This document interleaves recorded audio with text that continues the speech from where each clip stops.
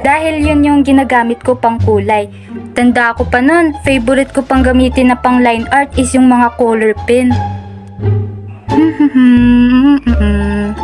Ayan, tapos na. Hala, lagot, bumakat sa tiles. Kung ano-ano lang naman mga dinodrawing ko nun, ayon sa malilimutin kong utak, madalas dinodrawing ko nun is yung mga tao-tao. Tapos, bahay na may katabing puno. Tapos, may mga ulap sa taas. Tapos, letter M na ibon and with smiling face pa na araw. Pero, madalas ko talaga na dinodrawing nun is yung tao. Na realism. Charot! So, ayun, ang saya lang balikan nung memories na yun. Buti na nga lang at naalala ko pa kasi talagang may pagkamahina yung memories ko. Memories, yung memorya ko. Tama lang. May pagkamahina kasi yung memorya ko and medyo blurred na sa isipan ko yung mga kaganapan.